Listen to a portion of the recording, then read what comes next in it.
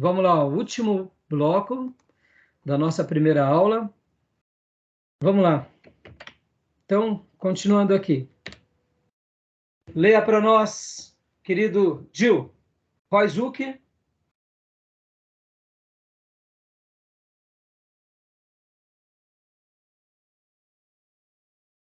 Não estamos te ouvindo. Milton Terry diz que a hermenêutica é tanto assim. Leia para nós a primeira frase, porque você estava sem som. Primeira frase. Roizuki diz que o verbo hermeneu passou a significar o ato de levar alguém a compreender algo em seu próprio idioma, explicar ou, em outra língua, traduzir. Por isso que eu falei há pouco para vocês, meus irmãos, que a hermenêutica, você usa ela no seu próprio idioma, porque você está explicando no seu próprio idioma. Você está fazendo a pessoa compreender. Pode ver que quer dizer isso. Você facilita a compreensão. Então, continua. Milton Terry. Milton Terry diz que a hermenêutica é tanto a ciência como a arte. Na quantidade de ciência, enuncia princípios e investiga as leis do pensamento e da linguagem, e classifica seus fatos e resultados. Como a arte ensina como esses princípios devem ser aplicados, e comprova a validade deles, mostrando o valor prático de que tem a elucidação das passagens mais difíceis. Portanto, a arte da hermenêutica desenvolve e constitui um método exegético e válido. Joia, até aí.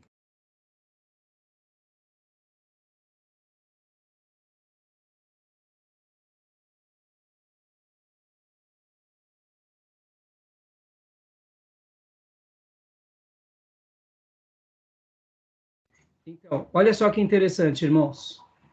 A hermenêutica é tanto ciência como arte. Vamos debater aqui alguns minutos. Pastor, eu não sei se foi a minha internet ou a sua, travou aí, tudo o senhor falou. Não, fui eu que bloqueei Fui eu. Eu bloqueei durante um instante. Eu precisei falar com meu filho. Então, a hermenêutica é tanto ciência como arte. Como assim, pastor? Vamos lá, antes de lermos novamente. O que vocês entenderam disso? Bom, ela é ciência no sentido de comprovação, eu acredito, né? E a arte, porque, de novo, né? Acho que entra até naquela minha pergunta e dúvida anterior, né? Ela é arte, no entanto, ela não é liberal. Ou seja, ela te deixa você navegar, no entanto, existem regras, que aí talvez responda até a ideia de ser ciência, para que não se torne algo, de novo, liberal. Joia, você, Gil. A ciência eu acho que é no sentido de que estuda, né? E a arte no sentido de habilidade, talvez. Isso aí. Muito bem, resposta de vocês. Aqui ele já deu uma definição. Na qualidade de ciência, ela enuncia princípios, investiga as leis do pensamento, da linguagem e classifica seus fatos e resultados. Ou seja, como ciência, ela busca esses princípios, ela busca essas leis, ela busca dados mais concretos. E como arte, ela ensina como esses princípios devem ser aplicados e comprova a sua validade, mostrando o valor prático que tem na elucidação das passagens mais difíceis. Ou seja, vou dar um outro exemplo, vocês vão entender bem. Homilética. Homilética, ela é ciência, mas ela é arte. Como assim? Dentro da ciência, você tem o quê? Toda a construção da oratória. Na homilética, você procura ter uma introdução, você procura ter uma objetividade, você procura ter os argumentos, você tem uma tese, e depois que você fez tudo isso e apresentou ao povo, você procura ter uma conclusão, e você procura fazer uma ponte no que você falou para a linguagem de cada um, ou seja, o que aplica na vida de cada um. Isso é ciência. Ou seja, você teve um começo, um meio e um fim, e uma aplicação. Tá bom. Mas ela é arte como? Ela é arte porque você vai lá e se comunica. Você fala, você gesticula, você impõe a voz, você se emociona, ou você se ira, ou você bate no texto, porque você tá ali naquele momento de inspiração. É arte. Tá entendendo? É arte. Pode ver que ninguém prega igual a ninguém. Por quê? Porque cada um tem um DNA, cada um tem um jeito. O mesmo sermão o pastor dá para o pastor Johnny e eu dou para o Gil. Pregue esse sermão, cada um vai pregar de um jeito. Por quê? Porque tem a ciência, mas tem a arte. A homilética, ela tem essa característica também, assim como a hermenêutica. Ela é ciência, mas ela é arte. Então, na hermenêutica, a gente vai ter as leis de interpretação. Mas a gente vai ter a arte porque a gente vai tentar o quê? Passar esses princípios e aplicar eles de uma forma em que o que eu fiz há pouco, quando eu li o texto de Romanos com vocês. O que eu fiz ali? Eu apliquei. Ali foi o quê? Ali foi arte. Mas foi ciência também. Ali eu tentei mostrar, não só no texto de Romanos, mas na passagem também de Lucas 15, que o tradutor ele não está errado. Por quê? Ele colocou ali um certo homem, mas porque é a maneira que se fala. Ou seja, eu não desprezei o tradutor. Eu compreendi a mente do tradutor. Porque estou usando das leis da interpretação, do que ele enxergou, estou fazendo a correspondência no nosso idioma. Eu poderia ser limitado falando, tá vendo? Aqui o autor que escreveu aqui os melhores manuscritos colocou um, tá errado. Ele pecou, porque ele acrescentou. Tá entendendo? Parece que... Então é arte nesse sentido, de que a gente não está engessado, mas a gente segue um princípio. Colocar um certo homem fere o texto? Não fere. Por quê? Certo homem, um certo homem, porque é uma parábola. Não está ferindo a ideia central do texto. Agora, se colocasse um certo homem e mulher, e aí a gente está colocando outra ideia. Ou senão, um certo anjo. Opa, mas o texto sagrado falou homem. O tradutor colocou anjo. Por quê? Vocês estão entendendo? Deu para entender? Ficou claro? Então, a hermenêutica ela é ciência, sim, mas ela é arte. Você usa de princípios, de técnica, mas você também tem um lado artístico, o lado que você aplica às pessoas. Aqui uma frase de João Paulo II, lê para nós, Gil.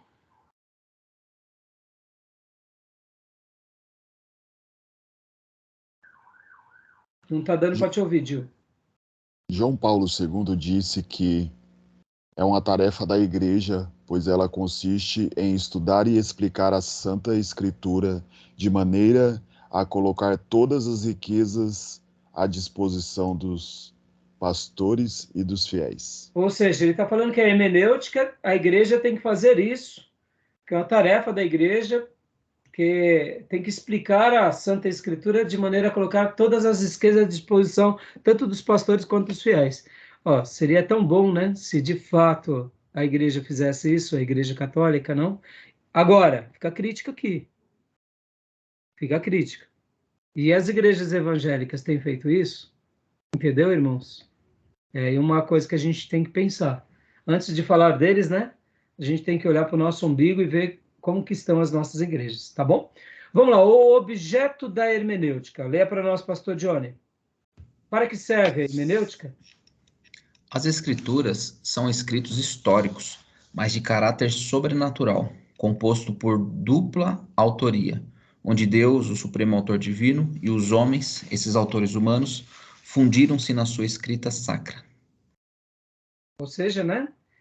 Então, para que serve? Aí ele está dando uma explicação aqui que tem uma dupla autoria. Claro que ele está falando dupla porque há uma participação do ser humano. E aqui eu gosto de usar a ideia de instrumento. Nós somos só a caneta que escreve, mas a mão, o braço, o pensamento é Deus, né? O aspecto sobrenatural das Escrituras. Leia para nós. É parte do caráter intrínseco das escrituras sua origem sobrenatural, segundo Timóteo 3,16. Leia para nós, Gil, por gentileza. E pode continuar lendo. Negar isso é fazer dela um livro comum como outro qualquer. Por isso que ao considerarmos como um povo de um livro só, não é menosprezar-nos ou limitar-nos, mas é colocar a Bíblia no devido lugar que ela deve existir e ser, tanto na vida de um cristão, quanto de um ministro, e principalmente de uma igreja. Né? Porque quando nós colocamos ela no lugar pelo qual ela deve, nós estamos valorizando a pessoa de Deus por ele ter nos dado. Se ele nos deu com tamanha excelência e relevância, é para que nós coloquemos ela em destaque sobre qualquer coisa, durante qualquer geração, porque senão Deus não teria dado essas características de supremacia. A Bíblia é incomparável. E por que ele deixa claro que ela é incomparável? Para que a gente coloque ela num patamar superior a qualquer coisa. Então, leia para nós, Gil, 2 Timóteo 3,16. Toda a escritura é inspirada por Deus e útil para o ensino, para a repreensão, para a correção e para a instrução na justiça. Joia. Agora aqui só vamos ver uma simples diálogo, né? Um exemplo dessa maneira racionalista pode ser visto no diálogo narrado no livro Código da Vinci. É citado por Wilson School. O diálogo é esse. Teabinde pirragueou e declarou: a Bíblia não chegou por fax do céu? Como disse, a Bíblia é um produto do homem, minha querida, não de Deus. A Bíblia não caiu magicamente das nuvens. O homem a criou como relato histórico de uma época conturbada e ela se desenvolveu através de incontáveis traduções, acréscimos e revisões. A história jamais teve uma versão definitiva do livro. Oh, sim. É aquele o Código da Vinci, né? Mostrando que a Bíblia não tinha essa característica. Na realidade, a gente sabe do que a Bíblia foi feita, do que ela é e do que ela representa. A gente não precisa gastar tempo com isso, né, irmãos? Você vê que não só a história dos homens, mas infelizmente ouvir dos homens que a Bíblia não é sagrada, tudo bem. O problema é quando a religião, a igreja começa a deturpar esse valor. Aí é onde entra todo o problema. Tá bom, meus irmãos? Vamos parar por aqui?